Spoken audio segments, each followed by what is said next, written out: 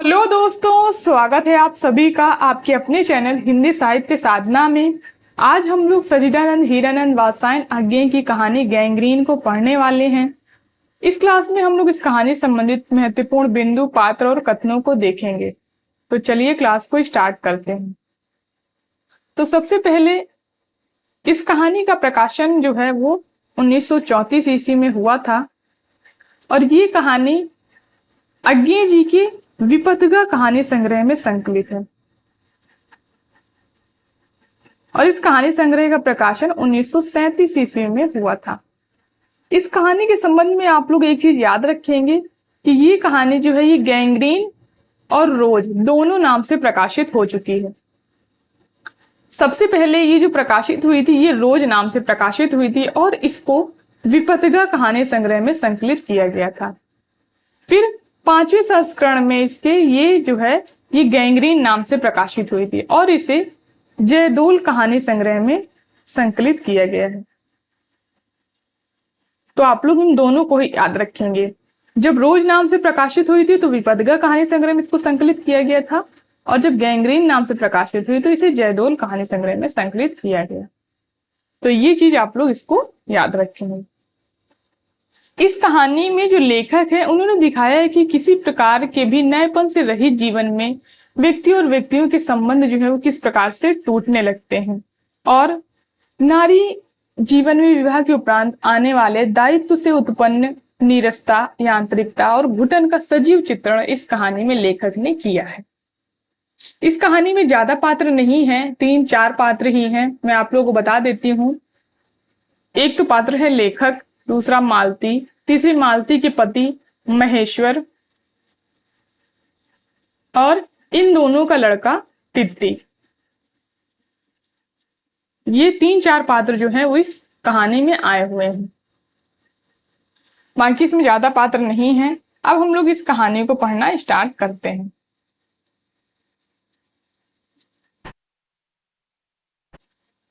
दोपहर में उस सूने आंगन में पैर रखते हुए मुझे ऐसा जान पड़ा मानो उस पर किसी शाप की छाया मंडरा रही हो। उसके वातावरण में कुछ ऐसा अकथ्य, अस्पृश्य किंतु फिर भी बोझल और प्रकंपमय और घना सा फैल रहा था।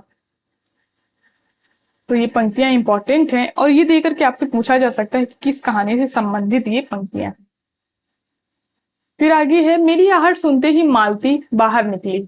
मुझे देखकर, पहचान कर उसकी मुरझाई हुई सी मुख मुद्रा तनिक से मीठे विस्मय से जागी सी और फिर पूर्वत हो गई। यानी वो लेखक को देखकर खुश हो गई लेकिन फिर से वो पूर्वत हो गई।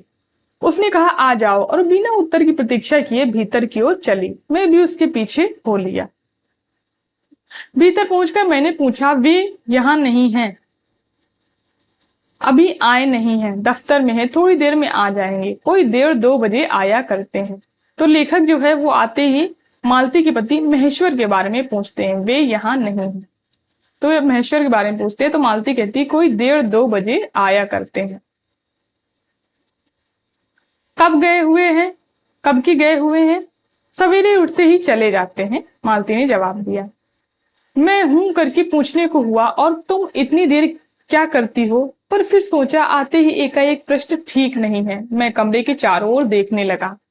मालती एक पंखा उठा लाई और मुझे हवा करने लगी। मैंने आपत्ति करते हुए कहा नहीं, मुझे नहीं चाहिए, पर वह नहीं मानी। बोली वाह, चाहिए कैसे नहीं, इतनी धूप में तो आए हो यहाँ तो। मैंने कहा अच्छा लाओ, मुझे दे दो। वह शायद ना करने वाली थी, पर तभी दूसरे कमरे से शिशु के रोने की आवाज सुनकर उसने चुपचाप पंखा मुझे दे दिया और घुटने पर हाथ देकर थकी हुई हूं करके उठी और भीतर चली गई। मैं उसके जाते हुए उसके दुबले शरीर को देखकर सोचता रहा, यह क्या है, ये कैसी छाया सी इस घर पर छाई हुई है। मालती मेरे दूर के रिश्ते की बहन है। तो हो सकता है पेपर में पूछ लिया जाए कि मालती, गैंग्रीन कहानी में मालती और लेखक में क्या रिश्ता है, तो वो लेखक की दूर के रिश्ते की बहन है, किंतु उसे सखी कहना ही उचित है। अब यहाँ पर कह रहे हैं दूर के रिश्ते की बहन है लेकिन उसको सखी कहना ही उचित है, क्योंकि हमारा परस्पर संबंध साख्य का ही रहा है। हम बचपन से इकट्ठे खेले हैं, इकट्ठे लड़े और पीटे हैं और हमारी पढ़ाई भी बहुत सी इकट्ठी ही हुई थी और हमारे व्यवहार में सदा साक्ष्य की स्वेच्छा और स्वच्छंदता रही है, वह कभी भ्रातृत्व के या छोटे बड़ेपन के बंधनों में नहीं घिरा। यानी एक ही साथ जब दो बच्चे एक ही साथ पढ़े होते हैं, एक ही साथ खेले होते हैं, तो उनमें भाई बहन या छोटे बड़े जैसा रिश्ता नहीं होता है, वो एक मित्रता का रिश्ता हो जाता है। तो वही उसी के लिए यहाँ पर लेखक बता रहे हैं। मैं आज कोई 4 वर्ष बाद उसे देखने आया हूं। तो ये आप लोग याद रखेंगे, लेखक मालती से मिलने के लिए 4 वर्ष बाद आए हैं, ये समय याद रखेंगे। और विवाह के 2 वर्ष बाद, ये भी आगे बताया जाएगा। जब मैंने उसे इससे पूर्व देखा था तब वह लड़की थी, यानी तब उसका विवाह नहीं हुआ था। अब वह विवाहिता है, एक बच्चे की मां भी है। इससे कोई परिवर्तन उसमें आया होगा, और यदि आया होगा तो क्या, यह मैंने अभी तक सोचा नहीं था। किंतु अब उसकी पीठ की ओर देखता हुआ मैं सोच रहा था कि यह कैसी छाया इस घर पर छाई हुई है, और विशेषतया मालती पर। मालती बच्चे को लेकर लौट आई और फिर मुझसे कुछ दूर पर नीचे बिछी हुई दरी पर बैठ गई। मैंने अपनी कुर्सी घुमाकर उसकी ओर मुख होकर पूछा, इसका क्या नाम, यानी बच्चे का क्या नाम। मालती ने बच्चे की ओर देखते हुए उत्तर दिया, नाम तो कोई निश्चित नहीं किया, वैसे टिट्टी कहते हैं। उस बच्चे का नाम टिट्टी था। मैंने उसे बुलाया, टिट्टी टिट्टी आ जा। फिर वह अपनी बड़ी बड़ी आंखों से मेरे ओर देखता हुआ अपनी मां से चिपट गया और रुआसा सा होकर कहने लगा, मालती ने फिर उसकी ओर एक नजर देखा और फिर बाहर आंगन की ओर देखने लगी।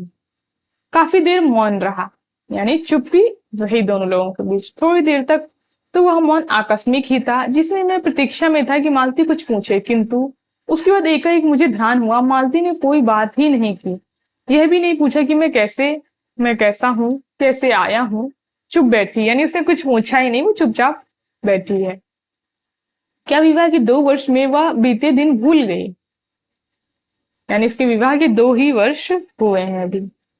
यह आप मुझसे दूर इस विशेष अंतर पर रखना चाहती है, या मुझे अब दूर इस विशेष अंतर पर रखना चाहती है, क्योंकि वह निर्बाध स्वच्छंदता अब तो नहीं हो सकती, पर फिर भी ऐसा मौन जैसा अजनबी से भी नहीं होना चाहिए। तो ये कथन इंपॉर्टेंट है। मैंने कुछ खिन्न सा होकर दूसरी ओर देखते हुए कहा, जान पड़ता है तुम्हें मेरे आने से विशेष प्रसन्नता नहीं हुई। उसने एकाएक चौंक कर कहा, हूं। यह हूं प्रश्न सूचक था, किंतु इसलिए नहीं कि मालती ने मेरी बात सुनी नहीं थी, केवल विस्मय के कारण, यानी आश्चर्य के कारण उसने हूं किया। इसलिए मैंने अपनी बात दोहराई नहीं, चुप बैठा रहा। मालती कुछ बोली नहीं।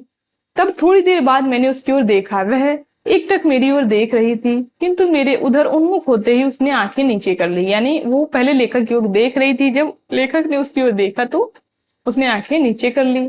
फिर भी मैंने देखा उन आंखों में कुछ विचित्र सा भाव था, मानो मालती के भीतर कहीं कुछ चेष्टा कर रहा हो, किसी बीती हुई बात को याद करने की, किसी बिखरे हुए वायुमंडल को पुनः जगाकर गतिमान करने की, किसी टूटे हुए व्यवहार तंत्र को पुनर्जीवित करने की, और चेष्टा में सफल ना हो रहा हो। यानी वो बीती चीजों को फिर से याद करने की कोशिश कर रही थी, लेकिन वो याद ही नहीं आ रहा था। वैसे जैसे देर से प्रयोग में न लाए गए हुए अंग को व्यक्ति एकाएक उठाने लगे और पाए कि वह उठता ही नहीं है, चिर विस्मृति में मानो मर गया है, उतने ही क्षीण बल से उठ नहीं सकता। मुझे ऐसा जान पड़ा मानो किसी जीवित प्राणी के गले में किसी मृत जंतु का तोक डाल दिया गया हो, वह उसे उतार फेंकना चाहे पर उतार ना पाए। तभी किसी ने किवाड़ खटखटाए। यहाँ पर ये जो पंक्तियां हैं ये इंपॉर्टेंट है। वैसे इसकी जो इंपॉर्टेंट पंक्तियां हैं वो मैंने पहले से ही हाईलाइट कर दिया है, तो आप लोग चाहें तो इनको नोट कर सकते हैं। तभी किसी ने किवाड़ खटखटाए। मैंने मालती की ओर देखा, पर वह हिली नहीं। जब किवाड़ दूसरी बार खटखटाए गए तब वह शिशु को अलग करके उठी और किवाड़ खोलने गई। वे यानी मालती के पति आए, यानी महेश्वर जो है वो आए। मैंने उन्हें पहली बार देखा था, यद्यपि फोटो से उन्हें पहचानता था। परिचय हुआ, यानी फोटो केवल देखा था, महेश्वर से मिला नहीं था लेखक पहले। मालती खाना तैयार करने आंगन चली गई और हम दोनों भीतर बैठकर बातचीत करने लगे, उनकी नौकरी के बारे में, उनके जीवन के बारे में, उस स्थान के बारे में और अन्य विषयों के बारे में जो पहले परिचय पर उठा करते हैं, एक तरह का सुरक्षात्मक कवच बनकर। मालती के पति का नाम महेश्वर है। वह एक पहाड़ी गांव में सरकारी डिस्पेंसरी के डॉक्टर हैं। तो महेश्वर क्या करते हैं, सरकारी डिस्पेंसरी के डॉक्टर हैं। उसी हैसियत से इन क्वार्टरों में रहते हैं और उस सरकार के द्वारा ही जो क्वार्टर दिया जाता है लोगों को रहने के लिए, उसी क्वार्टर में रहते हैं। प्रातःकाल 7 बजे डिस्पेंसरी चले जाते हैं और 1:30 या 2 बजे लौटते हैं। उसके बाद दोपहर भर छुट्टी रहती है, केवल शाम को 1-2 घंटे फिर चक्कर लगाने के लिए जाते हैं डिस्पेंसरी के साथ के छोटे से अस्पताल में पड़े रोगियों को देखने और अन्य जरूरी हिदायतें करने के लिए। उनका जीवन भी बिल्कुल एक निर्दिष्ट ढर्रे पर चलता है। नित्य वही काम, उसी प्रकार के मरीज, वही हिदायतें, वही नुस्खे, वही दवाइयां वह स्वयं उगताए हुए हैं। और साथ ही इस भयंकर गर्मी के कारण वह अपने फुर्सत के समय में भी सुस्त ही रहते हैं। यानी निर्दिष्ट ढर्रे का एक जीवन वो लोग जी रहे हैं, रोज सेम एक ही जैसा जीवन, इसलिए वो सुस्त और नीरसता जो है वहां पर छाई हुई है। अब वो नीरसता उन लोगों में भी धीरे धीरे घर कर रही है, महेश्वर और मालती में भी। उसी की बात लेखक ने ऊपर की थी। तो ये पूछा जा सकता है कि ये किसके लिए कहा गया है, ये कथन तो आप लोग याद रखेंगे, ये महेश्वर के लिए कहा गया है। फिर आगे है, मालती हम दोनों के लिए खाना ले आई। मैंने पूछा तुम नहीं खाओगी या खा चुकी? महेश्वर बोले कुछ हंसकर, वह पीछे खाया करती है, पति 2:30 बजे खाना खाने आते हैं, इसलिए पतली 3 बजे तक भूखी बैठी रहेगी। महेश्वर खाना आरंभ करते हुए मेरी ओर देखकर बोले, आपको तो खाने का मजा क्या ही आएगा, ऐसे बेवक्त खा रहे हैं। ये कथन महेश्वर का है। मैंने उत्तर दिया, वाह, देर से खाने पर तो अच्छा लगता है, और अच्छा लगता है, भूख बढ़ी हुई होती है, पर शायद मालती बहन को कष्ट होगा। मालती टोक कर बोली, मेरे लिए तो यह नई बात नहीं, रोज ही ऐसा होता है, यानी रोज ही 2:30-3 बज जाते हैं। मालती बच्चे को गोद में लिए हुई थी, बच्चा रो रहा था, पर उसकी ओर कोई भी ध्यान नहीं दे रहा था। मैंने कहा, यह रोता क्यों है? मालती बोली, हो ही गया है चिड़चिड़ा सा, हमेशा ही ऐसा रहता है। फिर बच्चे को डांट कर कहा, चुप कर, जिससे वह और भी रोने लगा। मालती ने भूमि पर बैठा दिया और बोली, अच्छा ले रो ले, और रोटी लेने आंगन की ओर चली गई। जब हमने भोजन समाप्त किया तब 3 बजने वाले थे। महेश्वर ने बताया, उन्हें आज जल्दी अस्पताल जाना है, यहाँ 1-2 चिंताजनक केस आए हुए हैं जिनका ऑपरेशन करना पड़ेगा, 2 की शायद टांग काटनी पड़ेगी, गैंग्रीन हो गया है। इसी की वजह से इस कहानी का नाम गैंग्रीन शायद रखा गया।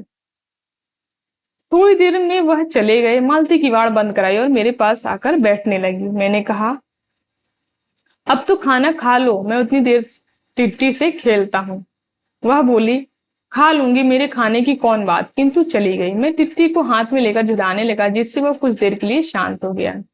दूर शायद अस्पताल में 3 खड़के, यानी 3 बजे। एकाएक मैं चौंका। मैंने सुना मालती वहीं आंगन में बैठी बैठी अपने आप ही एक लंबी थकी हुई सांस के साथ कह रही है, 3 बज गए, मानो बड़ी तपस्या के बाद कोई कार्य संपन्न हो गया हो। थोड़ी ही देर में मालती फिर आई। मैंने पूछा, तुम्हारे लिए कुछ बचा भी था? सब कुछ तो बहुत था, मालती ने कहा। हाँ बहुत था, भाजी तो सारी मैं ही खा गया था, भाजी यानी कि सब्जी। वहां बचा कुछ होगा नहीं, यूं ही रौब तो ना जमाओ कि बहुत था, मैंने हंसकर कहा। मालती मानो किसी और विषय की बात पर कहती हुई बोली, यहाँ सब्जी उब्जी तो कुछ होती ही नहीं, कोई आता जाता है तो नीचे से मंगा लेते हैं। मुझे आए 15 दिन हुए हैं, जो सब्जी साथ लाए थे वही अभी तक बरती जा रही है। यानी कि वहां उस क्वार्टर में आए हुए उन लोगों को 15 दिन हो गए हैं, और जो साथ में नीचे से सब्जी लेके आए थे वही अभी तक चल रही है। मैंने पूछा, नौकर कोई नहीं है? कोई ठीक मिला नहीं, शायद 1-2 दिन में हो जाए। बर्तन भी तुम ही मांजती हो? लेखक ने पूछा। और कौन, कहकर मालती क्षण भर में आंगन जाकर लौट आई। मैंने पूछा, कहाँ गई थी? आज पानी ही नहीं है, बर्तन कैसे मंजेंगे? क्यों, पानी को क्या हुआ? रोज ही होता है, कभी वक्त पर आता ही नहीं। आज शाम को 7 बजे आएगा, तब बर्तन मंजेंगे। चलो, तुम्हें 7 बजे तक छुट्टी हुई। कहते हुए मैं मन ही मन सोचने लगा, अब इसे रात के 11 बजे तक काम करना पड़ेगा, छुट्टी क्या खा कोई। यही उसने कहा। मेरे पास कोई उत्तर नहीं था, पर मेरी सहायता टिट्टी ने की। एकाएक फिर से रोने लगा और मालती के पास जाने की चेष्टा करने लगा। मैंने उसे दे दिया। थोड़ी देर फिर मौन रहा। मैंने जेब से अपनी नोटबुक निकाली और पिछले दिनों के लिए लिखे हुए नोट को देखने लगा। तब मालती को याद आया कि उसने मेरे आने का कारण तो पूछा ही नहीं और बोली, यहाँ आए कैसे? अब उसने इतनी देर बाद अब पूछा कि कैसे आए। मैंने मैंने कहा ही तो। अब अच्छा, अब याद आया, तुमसे मिलने आया था और क्या करने। तो 2 एक दिन रहोगे ना? नहीं, कल चला जाऊंगा, जरूरी जाना है। मालती कुछ नहीं बोली, कुछ खिन्न सी हो गई। मैं फिर नोटबुक की तरफ देखने लगा। थोड़ी देर बाद मुझे ध्यान आया, मैं आया तो हूँ मालती से मिलने, किंतु यहाँ वह बात करने को बैठी और मैं पढ़ रहा हूँ। और बात भी क्या की जाए, मुझे ऐसा लग रहा था, अब यहाँ से कथन जो है इम्पोर्टेंट है, मुझे ऐसा लग रहा था कि इस घर पर जो छाया घिरी है वह अज्ञात रहकर भी मानो मुझे वश में कर रही है। मैं भी वैसा ही निर्जीव सा हो रहा हूँ, जैसे, हाँ, जैसे यह घर, जैसे मालती। मैंने पूछा, तुम कुछ पढ़ती लिखती नहीं? मैं चारों ओर देखने लगा कि कहीं किताबें दिख पड़े। यहाँ अगर मालती थोड़ा हंस दी, वह हंसी कह रही थी कि यहाँ पढ़ने को है क्या? मैंने कहा, अच्छा, मैं वापस जाकर जरूर कुछ पुस्तकें भेजूंगा, और वार्तालाप फिर समाप्त हो गया। थोड़ी देर बाद मालती ने पूछा, आए कैसे हो लॉरी में? पैदल। इतनी दूर, बड़ी हिम्मत की। आखिर तुमसे मिलने आया हूँ। ऐसे ही आए हो? नहीं, कुली पीछे आ रहा है सामान लेकर, मैंने सोचा बिस्तर ले ही चलूं। अच्छा किया, यहाँ तो बस, कहकर मालती चुप रह गई, फिर बोली, तब तो तुम थके होगे, लेट जाओ।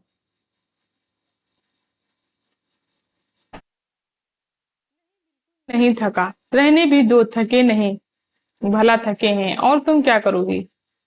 मैं बर्तन मांज रखती हूँ, पानी आएगा तो धुल जाएंगे। मैंने कहा, वाह, क्योंकि और कोई बात मुझे नहीं सूझी। थोड़ी देर मालती थोड़ी देर में मालती उठी और चली गई, टिट्टी को साथ लेकर।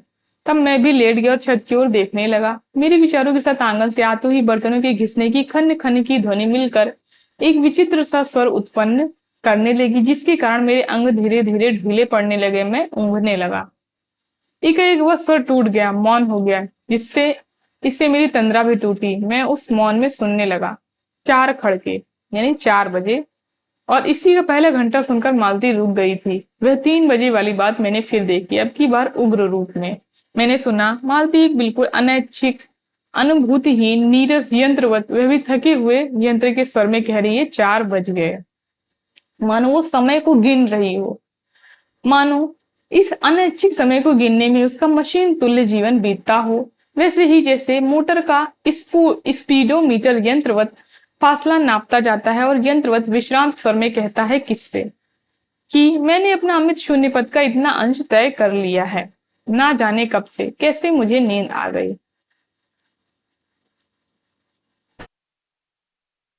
तब 6 कभी के बज चुके थे, जब किसी के आने की आहट से मेरी नींद खुली और मैंने देखा महेश्वर लौट आए हैं, और उनके साथ बिस्तर लिए हुए मेरा कुली भी। मैं मुंह धोने को पानी मांगने को ही था कि मुझे याद आया, पानी तो नहीं है। नहीं होगा। मैंने हाथों से मुंह को पोंछते हुए महेश्वर से पूछा, आपने बड़ी देर की। उन्होंने किंचित ग्लानि भरे स्वर में कहा, हाँ, आज वहां गैंग्रीन का ऑपरेशन करना पड़ा। एक कर आया हूं, दूसरे को एम्बुलेंस में बड़े अस्पताल भिजवा दिया है। मैंने पूछा, गैंग्रीन कैसे हो गया? एक कांटा चुभा था, उसी से हो गया। बड़े लापरवाह लोग होते हैं यहाँ के। मैंने पूछा, यहाँ आपको केस अच्छे मिल जाते हैं, आय के लिहाज से नहीं, डॉक्टरी के अभ्यास के लिए? बोले, हाँ, मिल ही जाते हैं। यही गैंग्रीन हर दूसरे चौथे दिन एक केस आ जाता है, नीचे बड़े अस्पतालों में भी। यानी वह गैंग्रीन के ही केस ज्यादातर आते हैं। मालती आंगन से सुन रही थी, अब आ गई, बोली, हाँ, केस बनाते देर क्या लगती है, कांटा चुभाता है, इस पर टांग काटनी पड़े, या वे कोई डॉक्टरी है? हर दूसरे दिन किसी की टांग, किसी की बाह काट आते हैं, इसी का नाम है अच्छा अभ्यास। महेश्वर हंसे, बोले, ना काटे तो उसकी जान गंवाए। हाँ, पहले तो दुनिया में कांटे ही नहीं होते होंगे, आज तो सुना नहीं था, आज तक तो सुना नहीं था कि कांटों के चुभने से मर जाते हैं।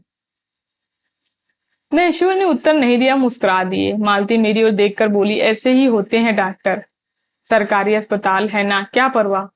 मैं तो रोज ही ऐसी बातें सुनती हूँ, अब कोई मर मुर जाए तो ख्याल नहीं होता, पहले तो रात रात भर नींद नहीं आया करती थी। तभी आंगन में खुले नल ने टिप टिप कहा, यानी पानी आ गया। मालती ने कहा, पानी, और उठकर चली गई। खनखनाहट से हमने जाना कि बर्तन धोए जाने लगे। टिट्टी महेश्वर की टांगों के सहारे खड़ा मेरी ओर देख रहा था। अब एकाएक उन्हें छोड़कर मालती पर खिसकता हुआ चला। महेश्वर ने कहा, उधर मत जा, और उसे गोद में उठा लिया। वहां मचलने और चिल्ला चिल्ला कर रोने लगा। महेश्वर बोले, अब रोकर ही सो जाएगा, तभी घर में चैन होगी। मैंने पूछा, आप लोग भीतर ही सोते हैं? गर्मी तो बहुत होती है। होने को तो मच्छर भी बहुत होते हैं, पर यह लोहे की पलंग उठाकर बाहर कौन ले जाए। अब नीचे जाएंगे तो चारपाइयां ले आएंगे। फिर कुछ रुककर बोले, आज तो बाहर ही सोएंगे, आपके आने का इतना लाभ ही होगा। टिट्टी अभी तक रोता ही जा रहा था। महेश्वर ने उसे एक पलंग पर बिठा दिया और पलंग बाहर खींचने लगे। मैंने कहा, मैं मदद करता हूँ, और दूसरी ओर से पलंग उठवाकर निकलवा दिए बाहर। अब हम तीनों, महेश्वर, टिट्टी और मैं, दो पलंगों पर बैठ गए और वार्तालाप के लिए उपयुक्त विषय ना पाकर उस कमी को छुपाने के लिए मैं टिट्टी से खेलने लगे। बाहर आकर वह कुछ चुप हो गया था, किंतु बीच बीच में जैसे एकाएक कोई भूला हुआ कर्तव्य याद करके रो उठता और फिर एकदम चुप हो जाता, और कभी कभी हम हंस पड़ते या महेश्वर उसके बारे में कुछ बात कह देते। मालती बर्तन धो चुकी थी। जब वह उन्हें लेकर आंगन के एक और रसोई के छप्पर की ओर चली, तब महेश्वर ने कहा, थोड़े से आम लाया हूं, वह भी धो लेना। कहाँ है? अंगीठी पर रखे कागज में लिपटे। मालती ने भीतर जाकर आम उठाया और अपने आंचल में डाल लिए। जिस कागज में वे लिपटे थे वह किसी पुराने कागज का टुकड़ा था। मालती चलती चलती संध्या के उस क्षण में प्रकाश में उसी को पढ़ती जा रही थी। वह नल के पास जाकर खड़ी उसे पढ़ती रही। जब दोनों ओर पढ़ चुकी, तब एक लंबी सांस लेकर उसे टेक कर आम धोने लगी। मुझे एकाएक याद आया, बहुत दिनों की बात है, जब हम अभी स्कूल में भर्ती ही हुए थे, जब हमारा सबसे बड़ा सुख, सबसे बड़ा विजय थी हाजिरी, यानी स्कूल में प्रेजेंटी लगवाना। हो चुकने के बाद चोरी से क्लास से निकल भागना और स्कूल से कुछ दूरी पर आम के बगीचों में पेड़ों पर चढ़कर कच्ची अमियां तोड़ तोड़ कर खाना। मुझे याद है, कभी जब मैं भाग आता और मालती नहीं आ पाती, तब मैं खिन्न मन से लौट आया करता था। मालती कुछ नहीं पढ़ती थी, उसके माता पिता तंग थे। एक दिन उसके पिता ने उसे एक पुस्तक लाकर दी और कहा कि इसके 20 पेज रोज पढ़ा करो। हफ्ते भर बाद मैं देखूं कि इसे समाप्त कर चुकी हो, नहीं तो मार मार कर चमड़ी उधेड़ दूंगा। मालती ने चुपचाप किताब ले ली। अब उसे पर क्या उसने पढ़ी? वह नित्य ही उसके 10 पन्ने 20 पेज फाड़ कर फेंक देती थी, क्योंकि उसका मन ही नहीं लगता था पढ़ने में, तो वो फाड़ के उसको फेंक देती थी। अपने खेल में किसी भांति फर्क ना पड़ने देती। जब 8वें दिन पिता ने उससे पूछा, किताब समाप्त कर ली? तो उत्तर दिया, हाँ कर ली। पिता ने कहा, लाओ मैं प्रश्न पूछूंगा। तो चुप खड़ी रही। पिता ने कहा तो उद्धत स्वर में बोली, किताब मैंने फाड़ कर फेंक दी, मैं नहीं पढ़ूंगी। उसके बाद वह बहुत पिटी, वह अलग बात है। इस बात पर इस समय मैं यही सोच रहा था कि उद्धत और चंचल मालती अब कितनी सीधी हो गई है, कितनी शांत, और एक अखबार के टुकड़े को भी तरसती है। यह क्या है? तभी महेश्वर ने पूछा, रोटी कब बनेगी? बस अभी बनाती हूँ। पर अब की बार जब मालती रसोई की ओर चली, तब टिट्टी की कर्तव्य भावना बहुत विस्तीर्ण हो गई। वह मालती की ओर हाथ बढ़ाकर रोने लगा और नहीं माना। मालती उसे भी गोद में लेकर चली गई। रसोई में बैठकर एक हाथ से उसे थपकने और दूसरे से छोटे छोटे डिब्बे उठाकर अपने सामने रखने लगी। हम दोनों चुपचाप रात्रि की और भोजन की और एक दूसरे की कुछ कहने की और ना जाने किस किस न्यूनता की पूर्ति की प्रतीक्षा करने लगे। हम भोजन कर चुके थे और बिस्तरों पर लेट गए थे, और टिट्टी भी सो गया था। पालती पलंग के एक और मोम जामा बिछाकर उसे लिटा गई थी। वह सो गया था, पर नींद में कभी चौंक उठता था। एक बार तो उठकर बैठ भी गया, पर तुरंत ही लेट गया। मैंने महेश्वर से पूछा, आप तो थके होंगे, सो जाइए। वह बोले, थके तो आप अधिक होंगे, 18 मील पैदल चल कर आए हैं। तो लेखक कितने मील पैदल चल के गया था? मालती के घर 18 मील। किंतु उनके स्वर ने मानो जोड़ दिया कि थका तो मैं भी हूं। मैं चुप रहा। थोड़ी देर में किसी अपर संज्ञा ने मुझे बताया कि वह ऊँग रहे हैं। तब लगभग 10:30 बजे थे। मालती भोजन कर रही थी। मैं थोड़ी देर मालती की ओर देखता रहा। वह किसी विचार में, यद्यपि बहुत गहरे विचार में नहीं, लीन हुई धीरे धीरे खाना खा रही थी। फिर मैं इधर उधर खिसक कर पर आराम से होकर आकाश की ओर देखने लगा। पूर्णिमा थी, आकाश अनभ्र था। मैंने देखा उस सरकारी क्वार्टर की दिन में अत्यंत शुष्क और नीरस लगने वाली स्लेट की छत भी चांदनी में चमक रही है। अत्यंत शीतलता स्निग्धता से छलक रही है, मानो चंद्रिका उन पर बहती हुई आ रही हो, झर रही हो। मैंने देखा पवन में चीड़ के वृक्ष, गर्मी से सूखकर मटमैले हुए चीड़ के वृक्ष धीरे धीरे गा रहे हों कोई राग जो कोमल है किंतु करुण नहीं है, अशांति में है किंतु उद्वेग में नहीं है। मैंने देखा प्रकाश से धुंधले नीले आकाश के तट पर जो चमगादड़ नीरव उड़ान से चक्कर काट रहे हैं वे भी सुंदर दिखते हैं। मैंने देखा दिन भर की तपन, अशांति, थकान, दाह पहाड़ों पर से भाप से उठकर वातावरण में खोए जा रहे हैं, जिससे ग्रहण करने के लिए पर्वत शिशुओं ने अपनी चीड़ वृक्ष रूपी भुजाएं आकाश की ओर बढ़ा रखी हैं। पर यह सब मैंने ही देखा, अकेले मैंने। महेश्वर ऊँघ रहे थे और मालती उस समय भोजन से निवृत्त होकर दही जमाने के लिए मिट्टी के बर्तन को गर्म पानी से धो रही थी और कह रही थी कि अभी छुट्टी हुई जाती है। और मेरे कहने पर ही कि 11 बजने वाले हैं, धीरे से सिर हिलाकर जता रही थी कि रोज ही इतने बज जाते हैं। मालती ने वह सब कुछ नहीं देखा। मालती का जीवन अपनी रोज की नियत गति से बहा जा रहा था और एक चंद्रमा की चंद्रिका के लिए एक संसार के रुकने को तैयार नहीं था। यानी जिस तरीके से रोज होता था उसी तरीके से उसका समय निकल रहा था। चांदनी में शिशु कैसा लगता है, इस अलग जिज्ञासा से मैंने टिट्टी की ओर देखा और वह एकाएक मानो किसी शैशवोचित वामता से उठा और खिसक कर पलंग से नीचे गिर पड़ा और चिल्ला चिल्ला कर रोने लगा। महेश्वर ने चौंक कर कहा, क्या हुआ? मैं झपट कर उसे उठाने दौड़ा। मालती रसोई से बाहर निकल आई। मैंने उस खट शब्द को याद करके धीरे से करुणा भरे स्वर में कहा, चोट बहुत लग गई बेचारे को। यह सब मानो एक क्षण में ही एक ही क्रिया की गति में हो गया। मालती ने रोते हुए शिशु को मुझसे लेने के लिए हाथ बढ़ाते हुए कहा, इसकी चोटें लगती ही रहती, रोज ही गिर पड़ता है। एक छोटी की क्षण में मैं स्तब्ध हो गया। फिर एकाएक मेरे मन में मेरे समूचे अस्तित्व ने विद्रोह के स्वर में कहा, मेरे मन ना भीतर ही, बाहर एक भी शब्द नहीं निकला। मेरे मन ने मतलब भीतर ही कहा, बाहर एक भी शब्द नहीं निकला। माँ, युवती माँ, यह तुम्हारे हृदय को क्या हो गया है जो तुम अपने एकमात्र बच्चे के गिरने पर ऐसी बात कह सकती हो? और यह अभी जब तुम्हारा सारा जीवन ही तुम्हारे आगे है। तो ये कथन लेखक का है। और तब एकाएक मैंने जाना कि वह भावना मिथ्या नहीं है। मैंने देखा सचमुच उस कुटुंब में कोई गहरी भयंकर छाया घर कर गई है। उनके जीवन के इस पहले ही यौवन में घुन की तरह लग गई है। उसका इतना अभिन्न अंग हो गई है कि वे उसे पहचानते ही नहीं हैं। उसी की पद्धति में घिरे हुए चले जा रहे हैं। इतना ही नहीं, मैंने भी उस छाया को देख लिया है। इतनी देर में पूर्ववत शांति हो गई थी। महेश्वर फिर लेटकर ऊँघ रहे थे। टिट्टी मालती के लेटे हुए शरीर से चिपट कर चुप हो गया था। यद्यपि कभी कभी एक हाथ से इसकी उसके छोटे शरीर को हिला देती थी। मैं भी अनुभव करने लगा था कि बिस्तर अच्छा सा लग रहा है। मालती चुपचाप ऊपर आकाश में देख रही थी, किंतु क्या चंद्रिका को या तारों को। तभी 11 का घंटा बजा। मैंने अपनी भारी हो रही पलकें उठाकर अकस्मात किसी अस्पष्ट प्रतीक्षा से मालती की ओर देखा।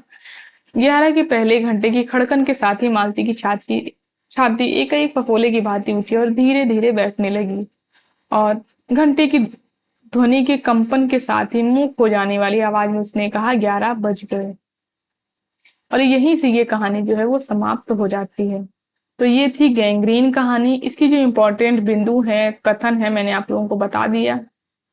आप लोग इसको नोट कर लेंगे। अगर आप लोग इस कहानी को पढ़ना चाहते हैं तो आप लोग मेरे टेलीग्राम चैनल हिंदी साहित्य साधना को ज्वाइन कर सकते हैं। वहां पर आपको इसकी PDF मिल जाएगी। बाकी आप लोग कमेंट करके जरूर बताइएगा आप लोगों को ये क्लास कैसी लगी।